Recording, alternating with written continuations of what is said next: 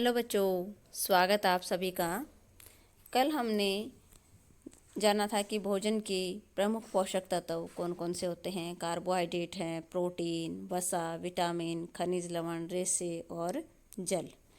तो इनको हम एक एक को डिटेल में पढ़ेंगे। अब तो आज हम कार्बोहाइड्रेट के विषय में पढ़ते हैं। अब हम देखते हैं कि कार्बोहाइड्रेट्स क्या होते हैं। कार्बोहाइड्रेट्स को कार्बोज या श्वेतसार भी कहा जाता है। और इनकी संरचना के विषय में अगर बात करें तो ये कार्बन, हाइड्रोजन और ऑक्सीजन से मिलकर बने होते हैं। और इनका जो अनुपात होता है कार्बन, हाइड्रोजन और ऑक्सीजन का, वो 1:2:1 होता है। मतलब किस अनुपात में ये मिलकर बनते हैं कि कार्बन, हाइड्रोजन और ऑक्सीजन 1:2:1 के अनुपात में होते हैं। और ये हमें तुरंत शक्ति प्रदान करते हैं। मतलब हमारे शरीर को जो ऊर्जा देने वाले पदार्थ होते हैं उनमें सबसे पहला स्थान जो है कार्बोज का होता है। हमें जो है हमारे भोजन में हम 65 to 70% जो है ऊर्जा मिलती है हमें, वो कार्बोहाइड्रेट से ही मिलती है। तो कार्बोहाइड्रेट जो है, जैसे हम गेहूँ खाते हैं या आलू खाते हैं, चावल खाते हैं, तो इन सभी के अंदर क्या होता है, कार्बोहाइड्रेट होता है। इन सभी पदार्थों के अंदर हम कार्बोहाइड्रेट के रूप में लेते हैं। और कार्बोहाइड्रेट जितनी मात्रा में अगर मिलना चाहिए, उससे अगर हम ज़्यादा मात्रा में हमारे शरीर में चला जाता है तो क्या होता है, ये हमारे शरीर में संग्रहित हो जाता है। मतलब इकट्ठा हो जाता है, जमा हो जाता है। और वो फिर क्या करता है, ग्लाइकोजन के रूप में संग्रहित हो जाता है। किसके रूप में संग्रहित हो जाता है, ग्लाइकोजन के रूप में संग्रहित हो जाता है। तो अगर आपके छोटे क्वेश्चन में आता है कि कार्बोहाइड्रेट की अधिक मात्रा अगर हमारे शरीर के लिए द्वारा ज़्यादा ली जाती है, ज़्यादा मात्रा में ली जाती है, तो किस रूप में संग्रहित हो जाती है, ग्लाइकोजन के रूप में। और ग्लाइकोजन के रूप में ये हमारी त्वचा के नीचे एडिपोज टिश्यूज जो होते हैं या वसीय जो ऊतक होते हैं उनके नीचे जो है वो जमा हो जाती है उनके रूप में। और ये जमा हुई जो ऊर्जा है वो कब काम आती है, जब आप मतलब कोई व्रत रखते हो या जब हम कभी ऐसा खाना खा लेते हैं जिसमें कार्बोहाइड्रेट की मात्रा कम होती है, तो उस टाइम जो ये जमा हुई ऊर्जा होती है, वो जो ग्लाइकोजन है, हमारा शरीर इस ग्लाइकोजन को ग्लूकोज में बदल देता है। और फिर ग्लूकोज क्या करता है, हमें ऊर्जा देने का कार्य करता है। तो इसीलिए जब कोई व्यक्ति बीमार होता है तो उसको तुरंत ऊर्जा देने के लिए, तुरंत शक्ति देने के लिए ग्लूकोज दी जाती है ताकि उसको तुरंत एनर्जी मिले। अब हम कार्बोहाइड्रेट के स्रोत के विषय में जानते हैं कि देखते हैं कि कार्बोहाइड्रेट्स हमें कहाँ कहाँ से मिलता है। तो जैसे अनाज के रूप में जो है कार्बोहाइड्रेट हमें गेहूं से, चावल, मक्का, बाजरा, जौ, ज्वार, रागी आदि से मिलता है। फलों की अगर बात करें तो सूखे खजूर है, किशमिश है, सूखे बेर, सूखी अंजीर, ताजे फल जैसे पपीता, सेब, अमरूद, केला, नाशपाती आदि, इन सब में क्या होता है, कार्बोहाइड्रेट्स की मात्रा होती है। और अगर सब्जियों की बात करें तो अरबी है, आलू है, शकरकंदी है, मतलब जिनमें मिठास होती है उनके अंदर कार्बोज होते हैं।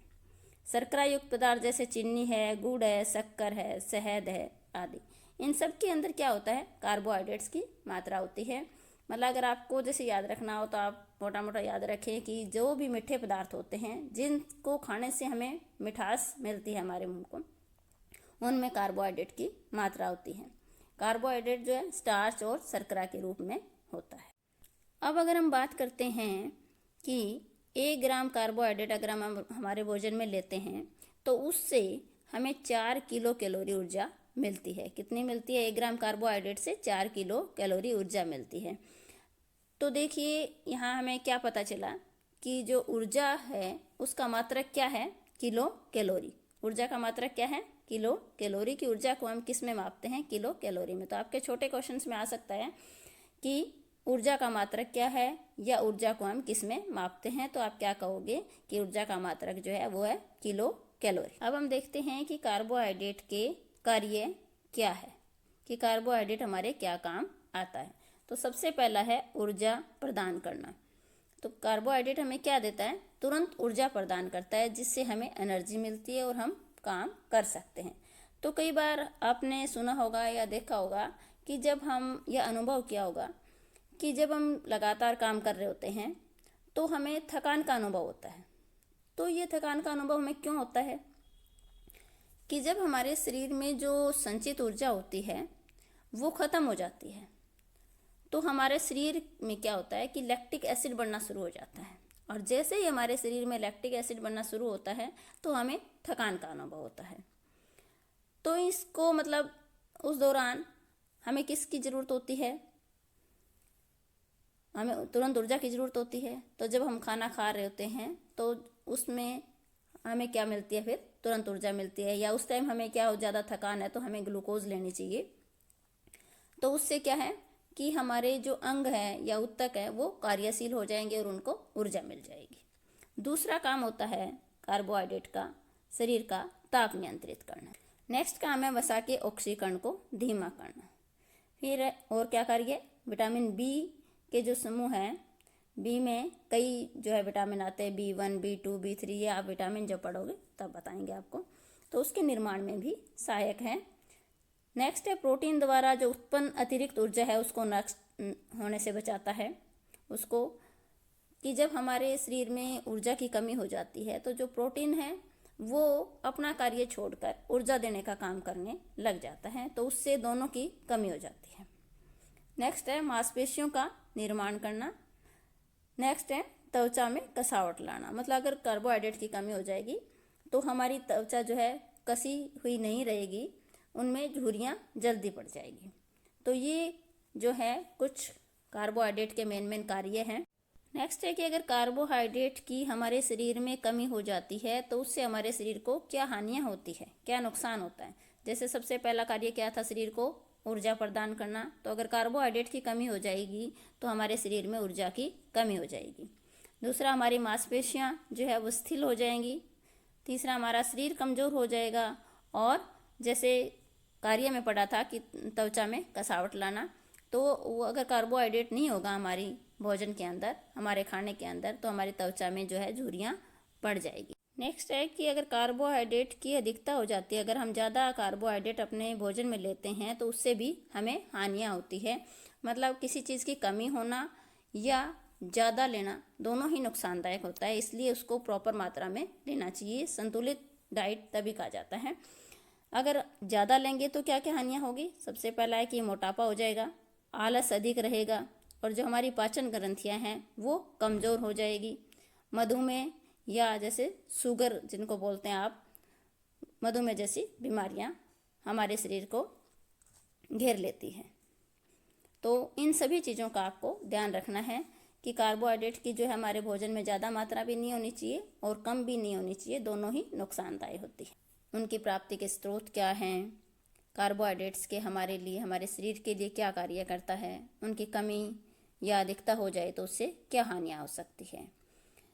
तो देखते हैं कि आपने इसको कितना ध्यान से सुना। तो इसको चेक करने के लिए आपका एक छोटा सा टेस्ट हो जाए। यहाँ हम कुछ MCQs क्वेश्चन लेते हैं जिनके 4 ऑप्शन दिए हुए हैं। इन चारों में से आपको जो एक सही है वो बताना है। इससे क्या होगा कि आपका जो पीछे का हमने कार्बोहाइड्रेट के विषय में जितना पढ़ा है वो रिवाइज हो जाएगा, और दूसरा आप अपने आप को इवेलुएट भी कर पाओगे कि कितना आपने पीछे इस लेक्चर को ध्यान से सुना।